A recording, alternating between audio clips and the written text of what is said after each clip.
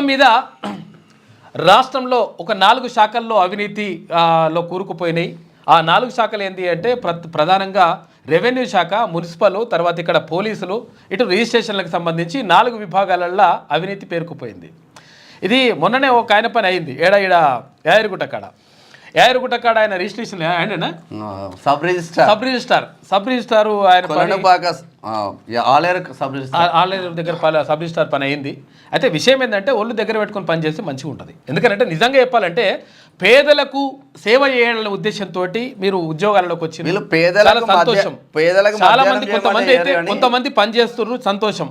కానీ పని చేయకుండా ఇక రకరకాలుగా ఈ కొర్రీలు పెట్టేసి రకరకాల తిప్పుకునుడు, అవసరం లేకున్నా ఇవన్నీ కూడా కథలు పడడు 100% ఇవన్నీ బంద్ చేయరు.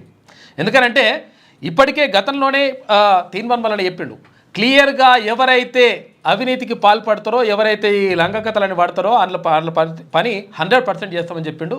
వాస్తవంగా అదే జరుగుతుంది. ఎందుకనంటే ఈ 4 శాఖలకు సంబంధించి ఆల్రెడీ ముఖ్యమంత్రి దగ్గర కూడా నివేదిక ఉందంట. ఏది? రెవెన్యూ శాఖకు సంబంధించి, మున్సిపల్ శాఖకు సంబంధించి, పోలీసులు, తర్వాత ఇక్కడ రిజిస్ట్రేషన్లు. ఈ 4 శాఖలు. ఈ 4 శాఖలతో పాటు కొంతమంది కూడా ఉన్నారు, కానీ అది వేరే విషయం. మళ్ళా దీంట్లో కొంతమంది నిజాయితీగా పనిచేసే వాళ్ళు కూడా ఉన్నారు. కాకపోతే ఏంటంటే కొంతమంది ప్రత్యేకంగా ఆమ్యామ్యాలు లేకుండా ఏ పని కూడా, ఏ ఫైల్ కూడా కదులుతనేటువంటి పరిస్థితి కనిపిస్తూ ఉంది. మీరు మంచిగా ఉంటే మంచిగా ఉంటుంది, లేకపోతే ఇంకా డేంజర్ పరిస్థితి ఉంటుందని చెప్పేసి గతంలోనే తీర్మానం కూడా చెప్పిండు. అదే జరుగుతుంది. అయితే రెవెన్యూ అధికారులకు మాత్రం పేద ప్రజల కోసం మధ్యాహ్నం పనిచేయమంటే పనిచేయరు, కానీ ఖద్దరు చొక్కాలు వేసుకున్న రాత్రి 12 గంటలకు 1 కూడా రిజిస్ట్రేషన్లు అయిపోతాయి. బిర్యానీ అంతా జరుగుతుండే. వైరాలో కూడా మొన్న రాత్రి 99 రిజిస్ట్రేషన్లు అయినాయంట రాత్రి. ఇక అది అట్లా పక్కకు పెడితే, ఇక ఎట్టి పరిస్థితుల్లో భేషజాలు లేకుండా పార్టీలకు అతీతంగా, అంటే పార్టీల్లో పోటీ చేసే వరకు, తర్వాత అప్పటి వరకే గెలుపోవటంలో మట్టికి మాత్రమే పార్టీ ఎలక్షన్లు అప్పుడే ఆ తర్వాత ఎన్నికలు జరిగిన తర్వాత ఈ పార్టీలకు అతీతంగా పనిచేస్తాం, అభివృద్ధి అంటే ప్రజలు ప్రధాన ఎజెండాగా ఉండాలని చెప్పేసి ముఖ్యమంత్రి రేవంత్ రెడ్డి చెప్పిండు. నిజంగా కూడా అట్లా అంటే కేంద్ర ప్రభుత్వం కూడా సత్సంబంధాలు మెయింటైన్ చేస్తా, తర్వాత ఇవన్నీ కూడా చేస్తాం. దీంతో పాటు ఇంకో ప్రధానమైనటువంటి అంశం చెప్పిండు, యూనివర్సిటీలను బలోపేతం చేయాలి, విశ్వవిద్యాలయాలను బలోపేతం చేయడం ద్వారా. ఎందుకంటే విశ్వవిద్యాలయాల్లో రాజకీయాలను కూడా ప్రోత్సహించాలని చెప్పేసి ఒక మాట చెప్పిండు. ఎందుకంటే అక్కడ గతంలో అసలు యాక్చువల్గా విశ్వవిద్యాలయాల్లో నాయకులని ఎన్నికల ద్వారా ఎన్నుకునేటోళ్ళు, తర్వాత ఆయా సంఘాలు ఉంటుండే. ఇప్పుడు అంటే కేంద్రీయ విశ్వవిద్యాలయాలకు సంబంధించి, అంటే సెంట్రల్ యూనివర్సిటీలకు సంబంధించి అది జరుగుతూ ఉంది. ఇప్పుడు హైదరాబాద్ సెంట్రల్ యూనివర్సిటీ ఉంది, అక్కడ ఎన్నికలు జరుగుతాయి. ఎన్నికలు జరిగిన తర్వాత ఎవరు ఎన్నుకోవాలి ఇంకా అనేది జరుగుతుంది. అయితే రాష్ట్రాలకు సంబంధించి అప్పుడు చంద్రబాబు ముఖ్యమంత్రి అయిన తర్వాత ఇవన్నిటిని కూడా రద్దు చేసిండు. తర్వాత దీని ద్వారా ఏమవుతుందంటే నిజాయితీ గల నాయకులు, తర్వాత ఇంకోటి ఏంటంటే పార్టీలు జంప్ అయ్యే కార్యక్రమాలు ఇవన్నీ కూడా ఉండకుంటుంటాయి. కాబట్టి యూనివర్సిటీలు, ఇక్కడ ఉస్మానియా యూనివర్సిటీ కానీ, అక్కడ కాకతీయ యూనివర్సిటీ కానీ, రాష్ట్రంలో ఉన్నటువంటి 10 యూనివర్సిటీ, శాతవాహన కానీ, ఇటు మహాత్మా గాంధీ కానీ, అక్కడ పాలమూరు యూనివర్సిటీ కానీ, తెలంగాణ యూనివర్సిటీ కానీ, ఇట్లా రాష్ట్రంలో ఉన్నటువంటి యూనివర్సిటీలను బలోపేతం చేయాల్సిన అవసరం ఉంది. ఇప్పటికే వీసీలను నియమించడం, తర్వాత టీచింగ్, నాన్ టీచింగ్ స్టాఫ్ని కూడా నియమిస్తాం. 100% అక్కడ విశ్వవిద్యాలయాలను బలోపేతం చేయాలి, విద్యార్థి రాజకీయాలను కూడా ప్రోత్సహించాలని చెప్పేసి ముఖ్యమంత్రి భావిస్తూ ఉన్నారు. ఎందుకంటే గతంలో కేసీఆర్ ఏం చేసిండు, తెలంగాణ ఉద్యమం వరకు మొత్తం కూడా ఉవ్వెత్తున ఎగిసిపడ్డటువంటి ఉద్యమానికి పురుడు పోసింది ఉస్మానియా విశ్వవిద్యాలయం, అటు కాకతీయ విశ్వవిద్యాలయం. అయితే ఈ విశ్వవిద్యాలయాలకు సంబంధించి ఏం చేసిండు, మొత్తం గేట్లు పెట్టాలి, తర్వాత ఎవరిని రానియొద్దు, ఎక్కడ సభలు జరగొద్దు, సమావేశాలు జరగొద్దు, వాళ్ళకైతే భర్తలు చేసుకోవచ్చు, ఆయనకి ఇష్టం వచ్చినట్టుగా చేసుకున్నాడు. ఇదంతా కూడా మొత్తం కూడా ఒక రకమైనటువంటి కార్యక్రమం జరిగింది. అయితే ఇప్పుడు ముఖ్యమంత్రి చెప్తా ఉన్నాడు 100% విశ్వవిద్యాలయాలు అక్కడ రాజకీయాలకు కూడా కేంద్రంగా మారాలి, తర్వాత విద్యార్థులు రాజకీయాల్లోకి రావాలనేటువంటి మాటను కూడా చెప్పిండు. నిజంగా కూడా అది అవసరం. గతంలో ఇక్కడ పివి నరసింహారావు కానీ, ఆ తర్వాత జైపాల్ రెడ్డి గారు కానీ, చాలామంది నాయకులు ఉస్మానియా యూనివర్సిటీ నుంచి, తర్వాత వివిధ విశ్వవిద్యాలయాల నుంచి వచ్చినటువంటి నాయకులే. కాబట్టి విశ్వవిద్యాలయాలలో ఇక్కడ విద్యార్థి సంఘాలను బలోపేతం చేయాలనేటువంటి మాట కూడా చెప్పడం జరిగింది. తర్వాత నిన్న ఇక్కడ సిహెచ్ విద్యాసాగర్ రావు గారు, అంటే గతంలో ఆయన అక్కడ గవర్నర్గా పనిచేసిండు, తర్వాత మాజీ మంత్రి కూడా, కేంద్ర మంత్రిగా కూడా పనిచేసిండు, హోంశాఖ సహాయ మంత్రిగా పనిచేసిండు, తర్వాత మహారాష్ట్రకు, తమిళనాడుకు, తర్వాత వివిధ రాష్ట్రాలకు గవర్నర్గా పనిచేసినటువంటి వ్యక్తి. నిజంగా కూడా మచ్చలైనటువంటి నాయకుడిగా చెప్పుకోవచ్చు సిహెచ్ విద్యాసాగర్ రావు గారిని. ఆయన జీవిత కథకు సంబంధించి నిన్న పుస్తకావిష్కరణ జరిగింది. ఆ కార్యక్రమంలో మాట్లాడిండు. తర్వాత ఆయన కూడా అన్నాడు, అంటే ఇప్పుడు చేస్తున్నటువంటి హైడ్రా కానీ తర్వాత ఇవన్నీ కూడా కరెక్టే జరుగుతున్నాయి. కొన్ని అంటే ప్రక్షాళన జరగాలంటే కొన్నికి సంబంధించి ఇప్పుడు ఏంటంటే శరీరంలో ఏదైనా పార్ట్ దెబ్బతిన్నది అంటే ఆపరేషన్ చేయాలి. ఆపరేషన్ చేయకుండా నేను ఉట్టికి మానిపో ఓం రీం చుప్ అంటే కాదు కదా లెక్క. అట్లా కాకుండా హైడ్రాను వ్యతిరేకించేది రాజకీయ నాయకులు అయితే హైడ్రాను స్వాగతించేది మాత్రం ప్రజలు. అయితే విషయం ఏంటంటే పేద ప్రజలకు వచ్చినప్పుడు మాత్రం దాన్ని వ్యతిరేకిస్తారు. కాకపోతే ఏంటంటే బడాబాబులను వెనకేసుకొచ్చేసి పేద ప్రజల మీదకి వస్తే మాత్రం అది కరెక్ట్ కాదు. కాకపోతే ఏంటంటే పేద ప్రజలకు మంచి చేస్తూ తర్వాత బడాబాబులు ఎవడైతే ఆక్రమణలో గురి చేస్తున్నాడో వాళ్ళ పని చేస్తే మాత్రం ప్రజలు హర్షిస్తారు, ప్రజలు దానికి సంతోషం వ్యక్తం చేస్తారు. ఇంకా చాలా విషయాలు ఉన్నాయి, మనం మాట్లాడుకుందాం. మందా జగన్నాథం గారు అంటే మాజీ ఎంపీగా 4 సార్లు నాగర్ కర్నూలు 4 సార్లు ఎంపీగా ఆయన కొనసాగిండి. అక్కడ 3 సార్లు తెలుగుదేశం పార్టీ నుంచి, ఒకసారి కాంగ్రెస్ పార్టీ నుంచి 2009లో కాంగ్రెస్ పార్టీ నుంచి ఎంపీగా ఎన్నికైనటువంటి మందా జగన్నాథం గారు నిన్న కన్ను మూశారు. అంటే అనారోగ్య సమస్యతోటి నిమ్స్లో ఆసుపత్రిలో చికిత్స పొందుతూ ఆయన చనిపోయిండు. తర్వాత బీఆర్ఎస్ పార్టీలో అంటే టీఆర్ఎస్ పార్టీలోకి వెళ్ళిండు. ఆ తర్వాత అట్లా స్తబ్దుగా ఉన్నటువంటి పరిస్థితి కనిపించింది. మొత్తం మీద మందా జగన్నాథం గారు నిజంగా కూడా తెలంగాణ కోసం, తెలంగాణ ఉద్యమం కోసం అంటే ఇక్కడ 2009లో కానీ తర్వాత అప్పుడు 2014 ఆ టైంలో కానీ ఆయన కీలకంగా వ్యవహరించిండు. పార్లమెంట్లో బిల్లు ప్రవేశపెట్టేటప్పుడు కూడా ఆయన ఉన్నాడు. నిజంగా ఒక మంచి మనిషిని కోల్పోయిండు అని చెప్పేసి కూడా చెప్పుకోవచ్చు. ఇక లాస్ట్ ఏంటంటే నార్మల్ గా ఉత్తరప్రదేశ్ లోని ప్రయాగ్రాజ్ లో 144 కుంభమేళా ఈ రోజు నుంచి స్టార్ట్. దాదాపు 45 రోజులు సాగుతా ఉన్నాయి. 1,20,00,000 టెంట్లు వేశారంటే ఆషామాషి ముచ్చటేం కాదు. దాదాపు చాలా పెద్ద ఎత్తున సదుపాయాలు మాత్రం ఏర్పాటు చేసింది ఉత్తరప్రదేశ్ సర్కార్. ఇకపోతే హైదరాబాద్ మొత్తం ఖాళీ అయింది. తెలుగు ప్రజలు ఎక్కడున్న సంక్రాంతికి వెళ్ళిపోయిన తెలుగు ప్రజలందరికీ భోగి పండుగ శుభాకాంక్షలు క్యూనిస్ వేదికగా, క్యూనిస్ తరపున. ఒకసారి వెలుగు దినపత్రిక చూద్దాం. హైదరాబాద్ రోడ్లు ఖాళీ. సంక్రాంతి పండుగకు వివిధ ప్రాంతాల ప్రజలు సొంతూళ్లకు వెళ్లడం, సండే కూడా కావడంతో ఆదివారం హైదరాబాద్లో రోడ్లు ఖాళీగా కనిపించాయి. నిత్యం బిజీగా ఉండే హైటెక్ సిటీ, ఐటీ కారిడార్, ఐకియా వంటి ప్రాంతాల్లో రోడ్లన్నీ ఇలా బోసిపోయాయి. ఇది ఐకియా. ఎందుకంటే యాక్చువల్గా చాలా వరకు మనం ఎప్పుడు చూస్తుంటామంటే ఎలక్షన్స్ అయినప్పుడు కూడా, ఎన్నికలైనప్పుడు కూడా హైదరాబాద్లో ఓటింగ్ శాతం తక్కువగా నమోదవుతుంది. కారణం ఏంటి అంటే వీళ్ళకు 2 రకాల ఓట్లు ఉంటాయి ఇక్కడ. ఇప్పుడు తెలంగాణ వాళ్ళైతేనేమో ఊర్లలో ఓటు ఉంటుంది, తర్వాత హైదరాబాద్లో ఓటు ఉంటుంది. దీంతో ఏమైతుందంటే ఊర్లో ఉన్న ఓటుకు కొంచెం డిమాండ్ ఎక్కువ ఉంటుంది. వాళ్ళు పిలుస్తారు, వాళ్ళు పిలిస్తే అక్కడ పోతారు, అది జరుగుతుంది. తర్వాత ఇంకొకటి ఏంటంటే చాలా మంది ఆంధ్ర నుంచి వచ్చిన వాళ్ళు ఇక్కడ హైదరాబాద్లో స్థిరపడి ఉన్నారు. వాళ్ళు కూకట్పల్లి కానీ, ఈసీఐలు కానీ, తర్వాత ఇక్కడ వనస్థలిపురం కానీ కొన్ని ప్రాంతాలలో ఆంధ్ర వాళ్ళ ప్రభావం ఎక్కువగా ఉంటుంది. అయితే వాళ్ళు సంక్రాంతి పండుగను ప్రధాన పండుగగా భావిస్తారు కాబట్టి సంక్రాంతి పండుగకు మొత్తం వాళ్ళ ఊర్లలోకి వెళ్తే ఇక్కడ హైదరాబాద్ ఖాళీ అయినట్టు కనిపిస్తుంది. తర్వాత ఇంకొకటి ఏంటంటే ఎలక్షన్లప్పుడు వీళ్ళు అన్నీ ఒకసారి ఎలక్షన్లు జరిగితే ఏమవుతుందంటే హైదరాబాద్లో ఓటింగ్ శాతం నమోదు శాతం తక్కువ అవుతుంది. కారణం ఏంటి అంటే వీళ్ళు అక్కడ పోయి ఓటేస్తుంటారు అనమాట, ఊర్లలో పోయి ఓటేస్తుంటారు. దీంతో హైదరాబాద్లో ఓటింగ్ శాతం తక్కువ అవుతుంది. కాబట్టి ఇప్పుడు హైదరాబాద్ అంతా కూడా ఖాళీ అయినటువంటి పరిస్థితి కనిపించింది. అందుకనే ఎక్కడికక్కడ రోడ్లు బోసిపోయినాయంట. అది పరిస్థితి. ఇక 4 శాఖల్లో అవినీతి ఆఫీసర్లు, రెవెన్యూ, మున్సిపల్, పోలీస్, రిజిస్ట్రేషన్ల శాఖలపై సీఎంఓకు ఫిర్యాదుల వెల్లువ. ఎమ్మెల్యేల నుంచి కూడా కంప్లైంట్. సీఎం రేవంత్ రెడ్డికి ఇంటెలిజెన్స్ రిపోర్ట్. ఎంఆర్ఓలు, ఆర్డీఓలు మరికొందరు అధికారులపై ఇప్పటికే ఎంక్వైరీ మొదలు. లిస్టులో పలువురు ఐఏఎస్, ఐపీఎస్ ఆఫీసర్లు. ఆ 4 శాఖల ఆఫీసర్లపైనే ఎక్కువగా ఏసీబీ కేసు. మొన్ననే తీర్మానం వల్లనే చెప్పిండు క్లియర్గా. ఎందుకనంటే మీరు ఒళ్ళు దగ్గర పెట్టుకొని పనిచేయండి. ఎందుకనంటే ప్రజల చెమట చుక్కలతోటి, ప్రజలు కట్టినటువంటి పన్నులతోటి జీతాలు తీసుకుంటున్నారు.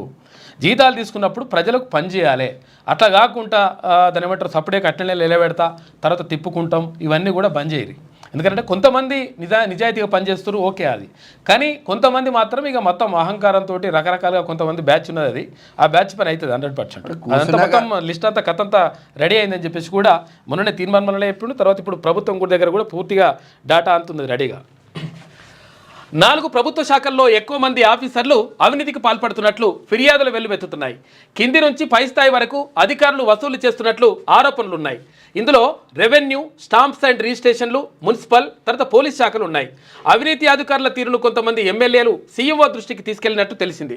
అయితే ఏసీబీకి పట్టుబడుతున్న వారిలోనూ ఎక్కువగా ఈ 4 శాఖల ఆఫీసర్లే ఉన్నారు. కొన్నింటిలో ఐఏఎస్, ఐపీఎస్ ఆఫీసర్లు కూడా ఇన్వాల్వ్ అవుతున్నట్లు ఇంటెలిజెన్స్ గుర్తించింది. ఇక రెవెన్యూలో ధరణి అప్లికేషన్ల పరిష్కారానికి, మున్సిపాలిటీలు, కార్పొరేషన్లలో బిల్డింగ్లు, లేఅవుట్ల పర్మిషన్లకు, పోలీస్ శాఖలో కేసుల వ్యవహారాల్లో, రిజిస్ట్రేషన్ల శాఖలో భూముల రిజిస్ట్రేషన్లకు ప్రజలు లంచం ఇస్తే గానీ పని జరగడం లేదని ప్రభుత్వానికి కంప్లైంట్స్ అందుతున్నాయంట. జాగ్రత్తగా ఉంటారు పోలీస్ శాఖలు కానీ, లేకపోతే ఇక్కడ రెవెన్యూ శాఖలు కానీ, తర్వాత ఇక్కడ ఈ మున్సిపల్లో కానీ, తర్వాత స్టాంప్స్ అండ్ రిజిస్ట్రేషన్లకు సంబంధించి కానీ వీళ్ళందరూ కూడా మరి ఆమ్యామ్యాలు అని ఉంటారు, లెక్క అంటున్నారంట. ఈ లెక్క అంటున్న పని 100% అవుతుంది. మంచిగా పని చేయరు. అరే వీళ్ళు ఈ 4 శాఖల ఆఫీసర్లు ఉంటారు కదా, పేదోడికి ఏదైనా ప్రాబ్లం వస్తే వాడు తిప్పించుకుంటా ఉంటాడు. ఇక రాత్రిపూట మాత్రం ఆమ్యామ్యాలు ఇస్తే ఏ పనైనా చేస్తున్నారు దుర్మార్గులు. అట్లుంటుంది అన్నట్టు లెక్క. ఇక పాలకపక్షం ప్రతిపక్షం కలిస్తేనే ప్రభుత్వం, రాష్ట్ర అభివృద్ధి కోసం పార్టీలకు అతీతంగా కొట్లాడాలి అంటున్నారు సీఎం రేవంత్ రెడ్డి. నాకు ఎలాంటి భేషజాలు లేవు, అందరి సలహాలు స్వీకరిస్తా. మెట్రో విస్తరణ, ట్రిపుల్-ఆర్, రీజనల్ రింగ్ రైలుతోనే విశ్వనగరంగా హైదరాబాద్. అందుకు బీజేపీ బీఆర్ఎస్ నేతలు సహకరించాలి. ప్రధానిని కలిసి రాష్ట్రానికి రావాల్సిన నిధులు తెచ్చుకుందాం. ఎన్నికలప్పుడే రాజకీయాలు, ఆ తర్వాత రాష్ట్ర అభివృద్ధికి అంకితం. ప్రజాస్వామ్యమే మా విధానం. అందుకే ఎంత ఇబ్బంది పెట్టినా అసెంబ్లీలో ఒక్క ప్రతిపక్ష సభ్యుని బహిష్కరించలే. గ్రేట్. స్టూడెంట్ దశలో సిద్ధాంతపరమైన భావాజాలం లేకే పార్టీ ఫిరాయింపులు. విద్యార్థి రాజకీయాలను పునరుద్ధరించాలి. వర్సిటీలకు పూర్వ వైభవం తేవాలి. 50 ఏళ్ల రాజకీయ జీవితంలో మచ్చలేని లీడర్ విద్యాసాగర్ రావు. మహారాష్ట్ర, తమిళనాడు గవర్నర్గా తెలంగాణకు గౌరవం తెచ్చారని ప్రశంస. విద్యాసాగర్ రావు ఆత్మకథ ఉనిక పుస్తకావిష్కరణ నిన్న జరిగిన ఇదే హైదరాబాద్ ఉన్నారు. ఆదివారం హైదరాబాద్ తాజకృష్ణలో విద్యాసాగర్ రావు ఆత్మకథ ఉనిక పుస్తకావిష్కరణ చేస్తున్న సీఎం రేవంత్ రెడ్డి, మంత్రి శ్రీధర్ బాబు, కేంద్ర మంత్రి బండి సంజయ్, గవర్నర్ వీళ్ళందరూ కూడా ఉన్నారు. ఉనిక పుస్తకం నిజంగా కూడా మంచి నాయకుడు. అంటే రెగ్యులర్గా టచ్లో ఉంటుండే అప్పట్లో. ప్రభుత్వం అంటే పాలకపక్షం, ప్రతిపక్షమని రాష్ట్రంలోని 119 మంది ఎమ్మెల్యేలు కలిస్తేనే ప్రభుత్వమని సీఎం రేవంత్ రెడ్డి తెలిపారు. ప్రజల మేలు కోసం ఎవరి పాత్రను వాళ్ళు పోషించాలన్నారు.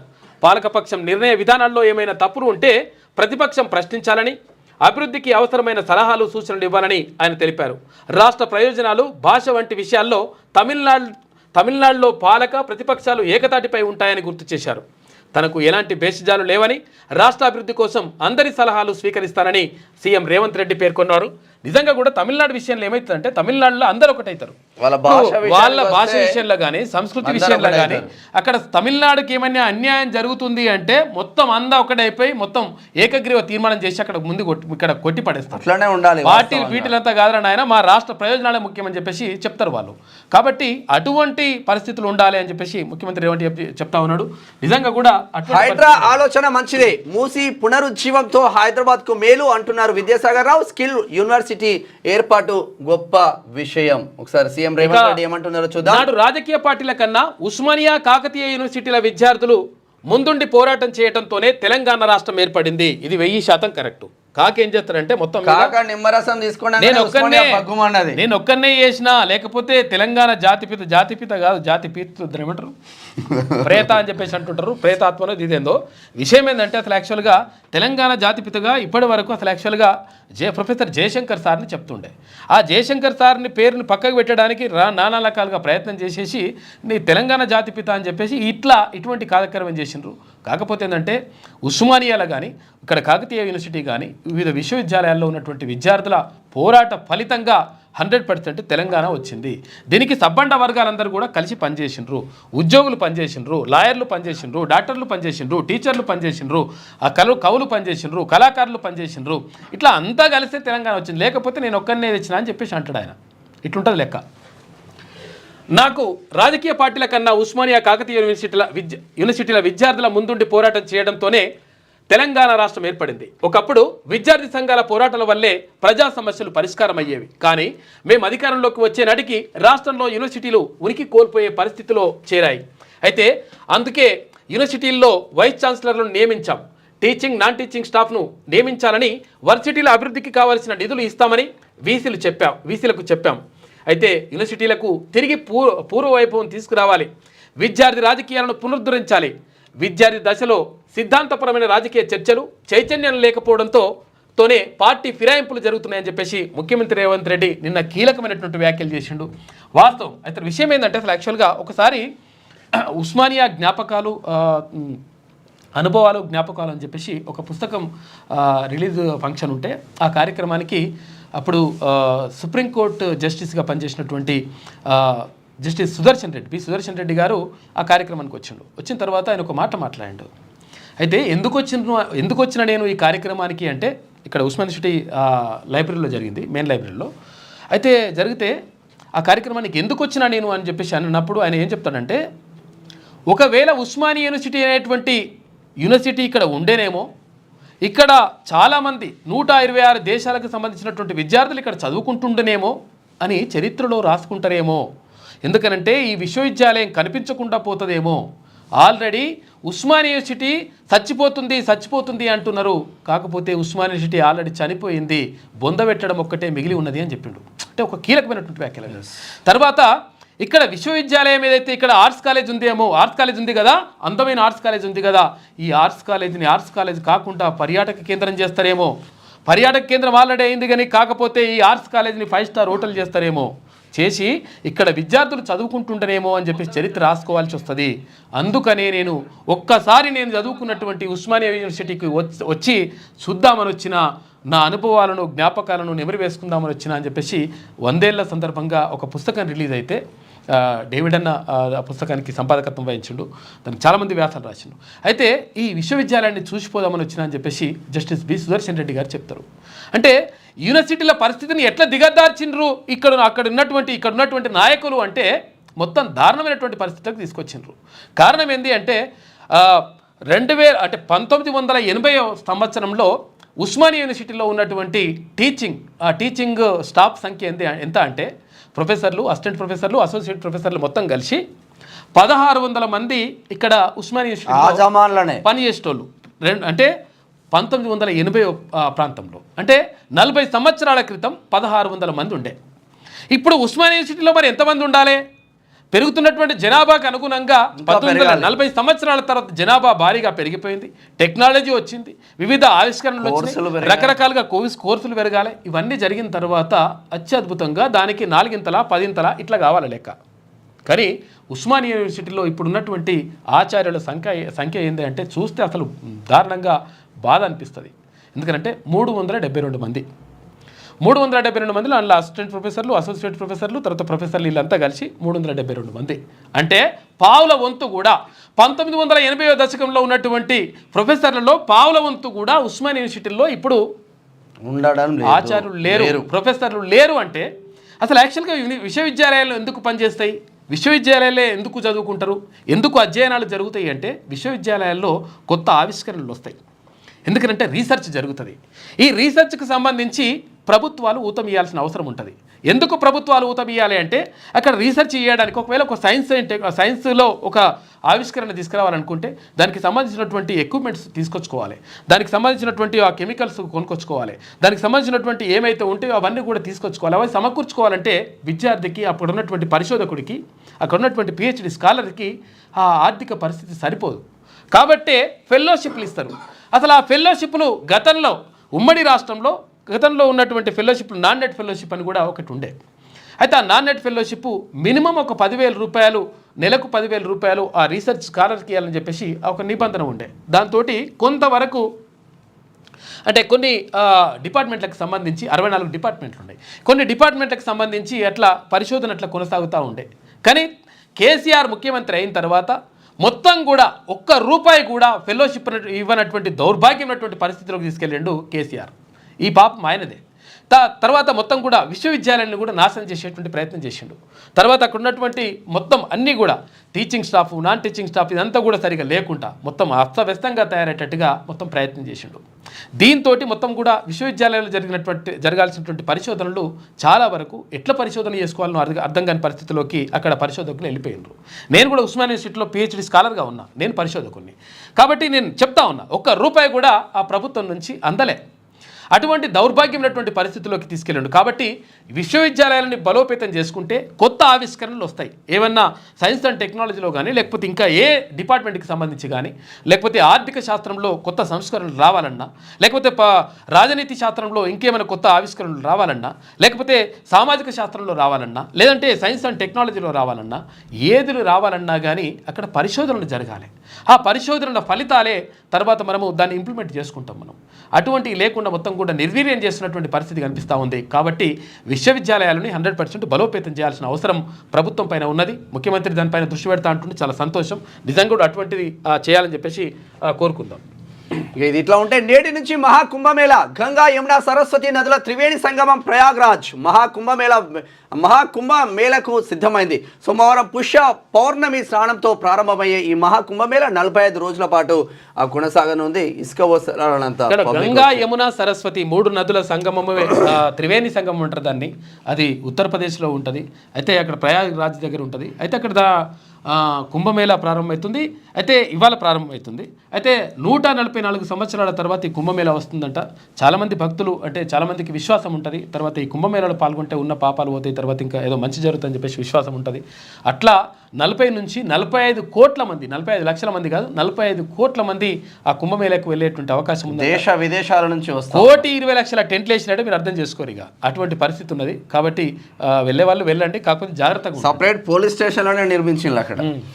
ఇక 7 లక్షల ఎకరాల్లో వెదురు సాగు. వచ్చే 4 ఏళ్లలో 7 లక్షల ఎకరాల్లో వెదురు సాగు చేసి 75,000 మందికి ఉపాధి కల్పించాలని సర్కారు యోచిస్తున్నది. కొత్తగూడెం జిల్లాను పైలట్ ప్రాజెక్టుగా ఎంపిక చేశారు. ఇక్కడ సాగు ఖర్చు మొత్తం ప్రభుత్వమే భరించనుంది. మేడారం సైడ్ పోతా ఉంటే ఇది వెదురు ఎక్కువ కనిపిస్తాం. వెళ్తకట్టెలు అంటారు కదా, వెళ్తకట్టెలు అంటారు, వెదురు కర్రలు అంటారు. ఇక వన్డే మ్యాచ్లో ట్రిపుల్ సెంచరీ. వన్డే మ్యాచ్లో 346 రన్స్ చేసి ముంబైకి చెందిన 14 ఏళ్ల ఇరా జాదవ్ అనే అమ్మాయి చరిత్ర సృష్టించింది. విమెన్స్ అండర్-19 వన్డే ట్రోఫీలో భాగంగా ఆదివారం మేఘాలయతో జరిగిన మ్యాచ్లో 157 బాల్స్లోనే 346 ఆడింది. విమెన్స్ లా 14 ఏళ్ళే ఉన్నది ఆ అమ్మాయి, 3 సెంచరీలు, 346 రన్లు చేసింది. ముంబైకి చెందిన అమ్మాయి. గ్రేట్ నిజంగా. మాజీ ఎంపీ మందా జగన్నాథం కన్నుమూత. కొన్నాళ్ళుగా అనారోగ్యం, నిమ్స్లో చికిత్స పొందుతూ తుది శ్వాస. వరుసగా 4 సార్లు నాగర్ కర్నూలు ఎంపీగా విజయం. ఉద్యమకారుడిగా జగన్నాథం పాత్ర మరవలేనిది. ఉద్యమంలో కీలక పాత్ర పోషించిండు. అప్పుడు కాంగ్రెస్ పార్టీ ఎంపీగా ఉన్నాడు. 1951లో పుట్టిండు. 2009లో కాంగ్రెస్ పార్టీ నుంచి ఎన్నికైండు. అంతకుముందు 3 సార్లు ఎన్నికైండు. అంతకుముందు తెలుగుదేశం పార్టీ నుంచి ఎంపీగా ఉండే ఆయన మందా జగన్నాథం.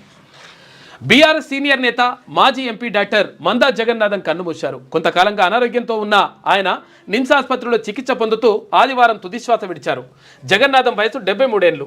అయితే నాగర్ కర్నూలు జిల్లా, అప్పటి మహబూబ్ నగర్ జిల్లా ఇటిక్యాలలో 1951 మే 22న జన్మించిన ఆయన వరుసగా 4 సార్లు నాగర్ కర్నూలు ఎంపీగా గెలిచారు.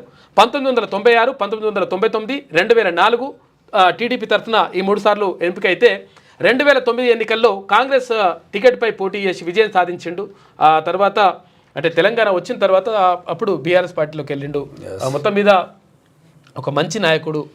ఈ పాడి కౌశిక్ రెడ్డిని ఇంకా ఎందుకు బయట ఉంచుతున్నారో అర్థం కావట్లేదు. హుజరాబాద్ లో గూడవని బంజారా ఏడికి పోయినా కానీ అసలు యాక్చువల్ గా నేను చచ్చిపోతా అంటే వాళ్ళ పాపం ఏంటంటే వాళ్ళు ఎక్కడ ప్రజలు పాప హుజరాబాద్ ప్రజలు కాదని చెప్పి చచ్చిపోతా, మా భార్య చచ్చిపోతా, అందరికి ఇట్లా దండం పెట్టి కూతురు భార్య ఈయనే ఆ కేసు కొట్టేయమని పోతున్నారు. ఏడ చచ్చిపోతే ఏడ సావెందుకు. మంచి ప్రజలు హుజూరాబాద్ ప్రజలు, మనసున్న ప్రజలు, మంచి ప్రజలు. పాపం వాళ్ళు ఏంటంటే అరే నిజంగా ఏమైనా కాగల పాపం డబ్బులకి ఎప్పుడు అమ్ముడు ఇట్లా అహంకారం ఉన్నోనికి ఇస్తున్నామని చెప్పేసి అనుకోలేరు వాళ్ళు. పాపం ఇప్పుడు అర్థమవుతుంది వాళ్ళకి. పాపం అరే బంజారా హిల్స్ సిఐతో గొడవనే, ఎక్కడికి పోయినా గొడవనే. అసలు ఎటుపోతుంది వ్యవస్థ? మరి ఎందుకు ఈయన బయట ఉంచుతున్నారో అర్థం కావట్లేదు. పాడి కౌశిక్ రెడ్డి ఓవరాక్షన్. జగిత్యాల ఎమ్మెల్యే సంజయ్ కుమార్ పై బూత్ పురాణం, దాడికి యత్నం. కరీంనగర్ జిల్లా రివ్యూ మీటింగ్లో హుజరాబాద్ ఎమ్మెల్యే దౌర్జన్యం. కడుపుకు అన్నం తింటున్న వారా అంటూ దుర్భాషలు. గ్రంథాలయ చైర్మన్, అడిషనల్ కలెక్టర్ పైన దురుసు ప్రవర్తన.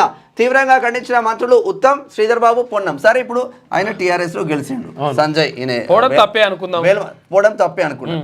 నువ్వేం చేసినావు వైఎస్ఆర్సీపీలో ఉన్నప్పుడు వైఎస్ఆర్సీపీ మానుకోటలో తెలంగాణ ప్రజలపైన రాళ్ల దాడి చేసినావు కదా, ఇప్పుడు నువ్వు టీఆర్ఎస్ ఎట్లున్నావు? మహబూబాబాద్ దగ్గర మానుకోట దగ్గర ఈయన పుస్తలు పట్టుకొని అల్చల్ చేసి రాళ్ళు లేపించేసి తెలంగాణ ఉద్యమకారుల మీద రాళ్ళు వేసినావు కదా మానుకోటలో. పుణ్యాత్ముడు దుర్మార్గుడు నిజంగా ఒక రకంగా చెప్పాలంటే.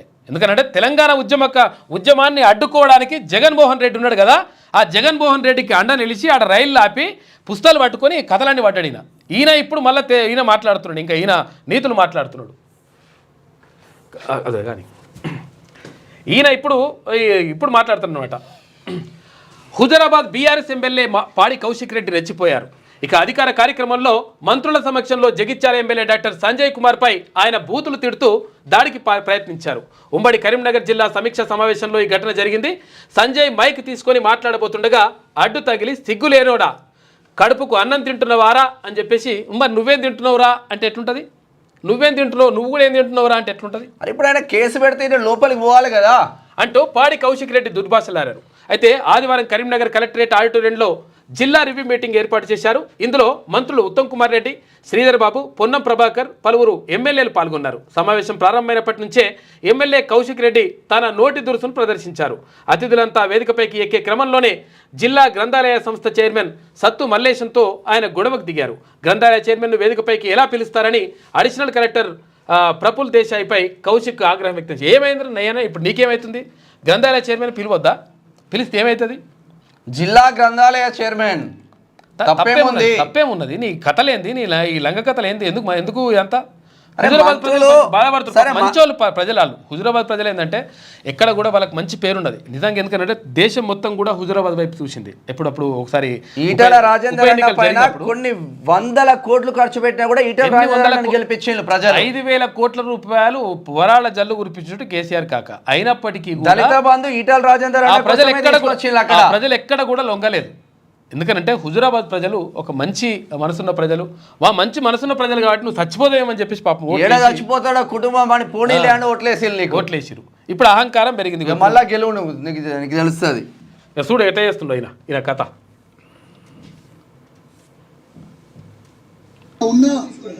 ఎట్లా బయట పట్టుకొని నువ్వు చేస్తున్నారో ఒక్కసారి మీ అందరు కూడా చూడండి విజ్ఞప్తి చేస్తున్నా.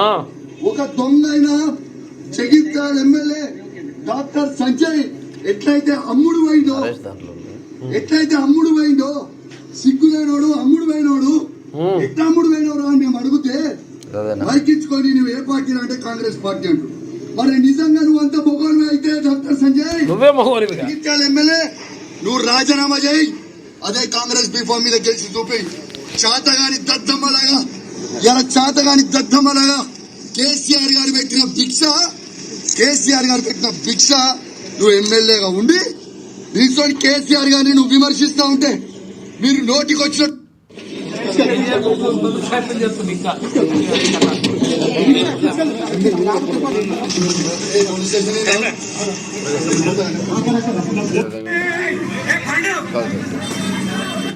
చరిత్రకారులు గతంలో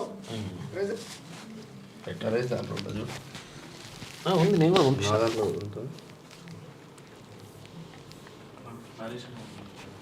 పంపించిన ఉన్నది. Okay right. ఇది అసలు ముచ్చట.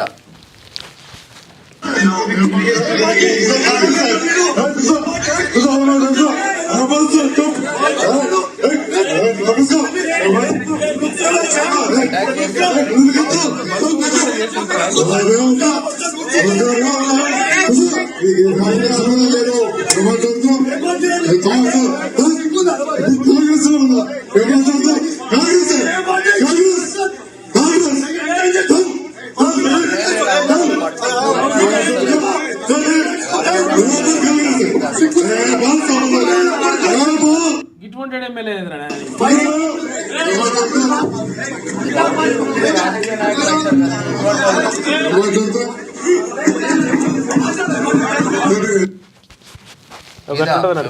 ఈయనది పాడే కౌశిక్ రెడ్డి. ఏం కౌశిక్ రెడ్డి? పాడి ఓకే.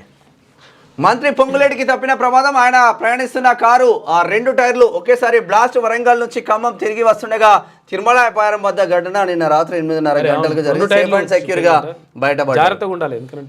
ఇక పోడు భూములకు రైతు భరోసా. పంట వేసినా వేయకుండా సాగు యోగ్యమైన భూములకు ఏటా 12,000 పెట్టుబడి సాయం గైడ్ లైన్స్ విడుదల చేసిన వ్యవసాయ శాఖ. రాష్ట్ర స్థాయిలో అమలు బాధ్యత అగ్రికల్చర్ డైరెక్టర్కి, ఫిర్యాదుల పరిష్కార బాధ్యత కలెక్టర్లకు అప్పగింత. సాగు యోగ్యం కాని భూములను గుర్తించేందుకు రంగంలోకి ఫీల్డ్ వెరిఫికేషన్ టీమ్స్ రంగంలో. ఇక్కడ పోడు భూములకు ఎవరైతే ఆదివాసీలు ఉంటారో ఆదివాసీ బిడ్డలు పోడు చేసుకుంటున్నటువంటి భూమి ఏదైతే ఉంటుందో, అంటే పోడు భూములు అంటే ఇదివరకు కూడా మనం చెప్పినాము. అసలు యాక్చువల్ విషయం ఏంటంటే మామూలు వ్యవసాయ భూమి తర్వాత పోడు భూమి ఏంటంటే, పోడు అంటే ఏంటంటే దానికి ప్రత్యేకంగా యంత్రాలను ఏమి ఉపయోగించరు, ట్రాక్టర్లు ఇవన్నీ ఉపయోగించకుండా వాళ్ళు ప్రత్యేకంగా వాళ్ళే తవ్వుకొని అటవీ శాఖ భూమి ఉంటుంది కదా, ఆ భూమిని తవ్వుకొని వాళ్ళు పోడు చేసుకొని వ్యవసాయం చేసుకుంటారు. దాన్ని పోడు భూమి అంటారు.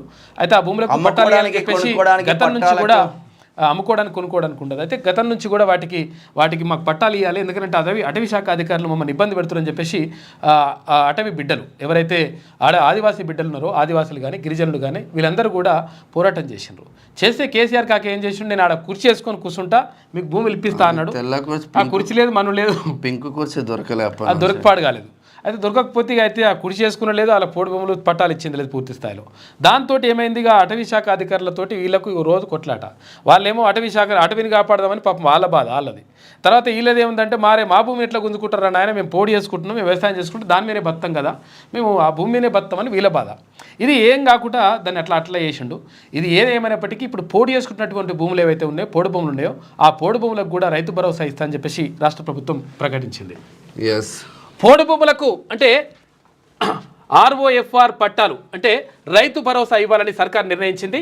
పంట వేసినా వేయకున్నా సాగుయోగ్యమైన భూములకు రైతు భరోసా పేరుతో రైతాంగానికి పెట్టుబడి సాయం కింద ఏటా ఎకరాకు 12,000 రూపాయలు ఇవ్వనుంది. ఈ నేపథ్యంలో రాష్ట్ర సర్కార్ ఈ పథకం కోసం ప్రత్యేక మార్గదర్శకాలు జారీ చేసింది. రాష్ట్ర వ్యవసాయ శాఖ ప్రిన్సిపల్ సెక్రటరీ తాజాగా ఉత్తర్వులు జారీ చేశారు.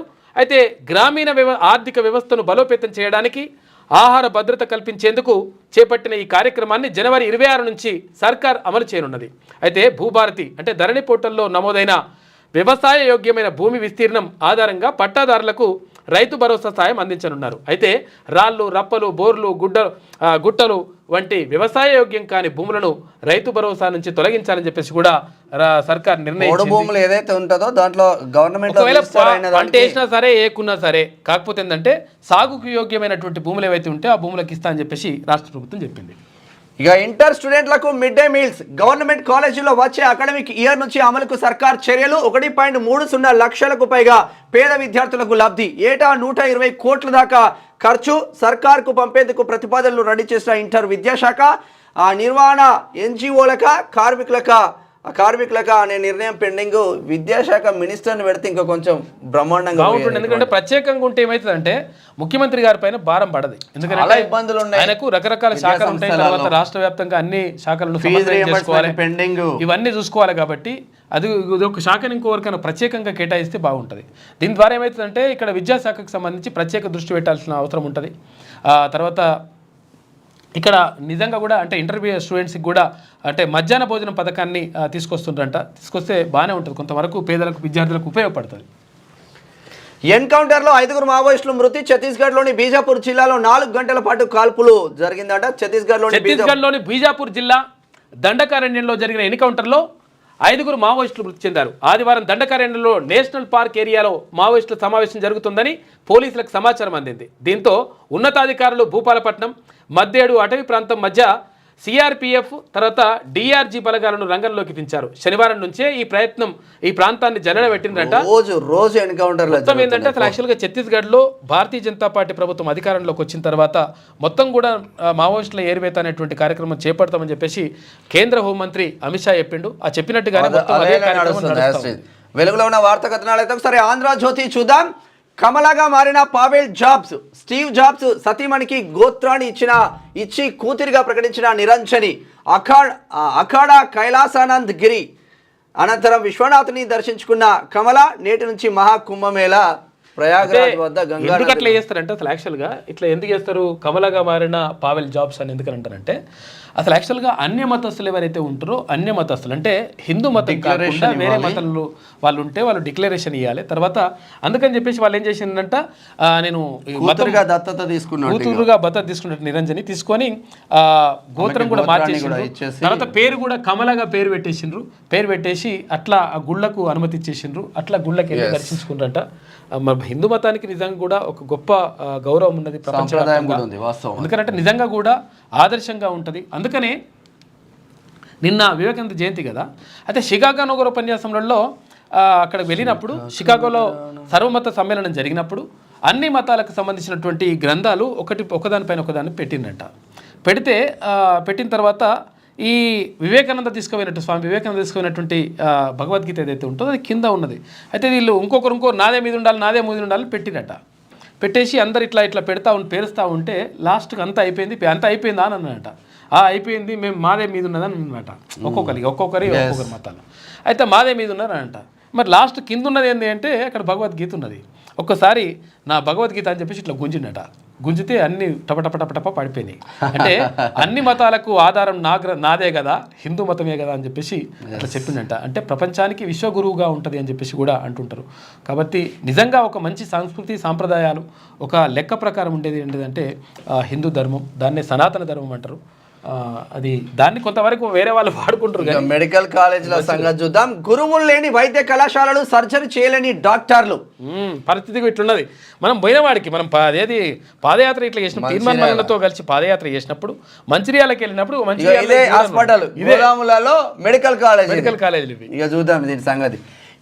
ముబ్బడిగా కొత్త మెడికల్ కాలేజీలు, అడ్డగోలుగా ఎన్ఓసీలు, అనుమతులు, షెడ్లు, గోదాముల్లో తరగతులు, కొత్త కాలేజీలకు ప్రొఫెసర్లు దొరక్క అవస్థలు, ప్రభుత్వ ప్రైవేటు కాలేజీల్లో గురువుల కొరత, రోగులు, సర్జరీ అంతా మాయే, ప్రైవేటులో నకిలీ వేలిముద్రతో అధ్యాపకుల హాజరు, నైపుణ్యం లేకుండానే ఎంబీబీఎస్ పూర్తి, చిన్న సర్జరీ చేయాలన్న పరేషాన్, ఎంబీబీఎస్లు పీజీలు చేసిన వాళ్లకు వణుకుతున్న చేతులు, వైద్య విద్యలో కురవడుతున్న నాణ్యత, నిరుద్యోగులుగా మారుతున్న వైద్యులు. దేశంలో 1000 మందికి ఒక వైద్యుడు, తెలంగాణ రాష్ట్రంలో 681 మందికి ఒక డాక్టర్. త్వరలో ఇంజనీరింగ్ మాదిరిగానే వైద్య విద్య మారుతుందని ఆందోళన. ఇంజనీరింగ్ మాదిరిగా అంటే ఏంటంటే వాళ్ళు కడితే బిల్డింగ్ ఉండదు, వాళ్ళు కడితే ఫ్రిడ్జ్ ఉండదు, ఇట్లా అటువంటి పరిస్థితులకు సివిల్ ఇంజనీర్ అయిపోతుంది కానీ బిల్డింగ్ కూడా విడిగా పెరిగిపోయినారు కానీ అవి ఇంజనీరింగ్ పనిచేస్తలేవు. తర్వాత ఇక్కడ వైద్య విద్య కూడా అట్లనే అయితే పరిచయం అవుతుందని చెప్పేసి. ఎందుకంటే కేసీఆర్ ఏం చేసిండు, మేము మొత్తం మెడికల్ కాలేజ్ అన్నాడు. నిజంగా అట్లా ఒక తీసుకురావడం మంచిదే, కానీ నిజంగా మరి ఇన్ఫ్రాస్ట్రక్చర్ అంటూ ఉండాలంటే రేకుల షెడ్లు ఇవి గోడౌన్లు ఉన్నాయి కదా, ఈ గోడౌన్లలో పెట్టిండు.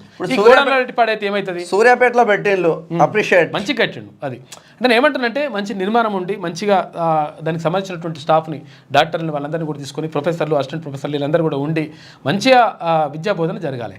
విషయం ఏంటంటే యాక్చువల్గా ఈ హాస్పిటల్ ఏవైతే ఉంటాయో అంటే ఉస్మానియా, తర్వాత గాంధీకి సంబంధించి, తర్వాత ఇక్కడ నిమ్స్ హాస్పిటల్కి సంబంధించి వీళ్ళకి ఇక్కడ ఏమవుతుందంటే ఈ కాలేజీలకు సంబంధించి, మెడికల్ కాలేజీలకు సంబంధించి చాలా సేవలు దొరుకుతాయి.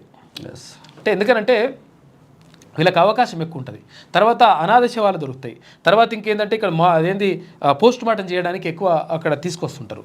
దీని ద్వారా ఏమవుతుందంటే ఈ మెడికల్ స్టూడెంట్స్ ఎవరైతే ఉంటారో, ఎవరైతే ఎంబీబీఎస్ చదువుతున్న విద్యార్థులు ఉంటారో, ప్రాక్టికల్స్లో అసలు యాక్చువల్గా మనిషిలో ఉన్నటువంటి భాగాలు ఏమున్నాయి, నిజంగా అసలు అట్లా పుట్ట కోసుడు, తర్వాత ఇవన్నీ కూడా శవాలను కోస్తారు. వాళ్ళు కోసిన తర్వాత వాళ్ళు ఉన్నటువంటి అవయవాలు ఎట్లా పనిచేస్తున్నాయి, ఏం కథ, ఇదంతా కూడా చూస్తుంటారు. ఎందుకంటే మా ఫ్రెండ్ వాళ్ళ తమ్ముడు కూడా ఇట్లా ఇక్కడ గాంధీలో ఉండే, ఇప్పుడు అమెరికాలో ఉన్నాడు. అయితే అట్లా ఉంటుండే. అయితే ఫస్ట్ స్టార్టింగ్లో కొంచెం వరకు భయపడతారు పిల్లలు. అంటే కొంతవరకు అంటే మెడికల్ ఫీల్డ్లోకి వెళ్ళిన వాళ్ళు ఎంబీబీఎస్ చేస్తున్నప్పుడు భయపడతారు. ఎందుకు వణుకుతున్నాయి అంటే సరిగ్గా శవాలు వస్తలేవు వాళ్ళకు, కావాల్సినన్ని శవాలు కావాల్సినటువంటి అవన్నీ కూడా దొరికినాయి అనుకో, వస్తే వాళ్ళకి ఏమంటే వణుకారు. రెగ్యులర్గా వేస్తుంటే ఏం కాదు, ఎప్పుడో ఒకసారి వచ్చేసరికి వణుకుతుంది. ఎందుకంటే కొయ్యాలన్నా వద్దా ఇట్లా అంటున్నది అనమాట. ఇటువంటి పరిస్థితి ఉంటుంది. ఇగో ఎట్లా చూడరు ఒకసారి. ఆసిఫాబాద్ వైద్య కళాశాల పరిస్థితి ఘోరంగా తయారైంది. ఇక్కడ పనిచేసేందుకు అధ్యాపకులు రావడం లేదు. 27 మంది ప్రొఫెసర్ల పోస్టులు మంజూరు కాగా ఇద్దరే ఉన్నారట ప్రొఫెసర్లు. 27 మందికి ఇద్దరు ఉన్నారట. 30 మంది అసోసియేట్ ప్రొఫెసర్లు గాను ఒక్కరే పనిచేస్తున్నారు. అసిస్టెంట్ ప్రొఫెసర్లు 58కి గాను 54 ఖాళీగా ఉన్నాయట. చూసుకో, 4 పనిచేస్తున్నారు.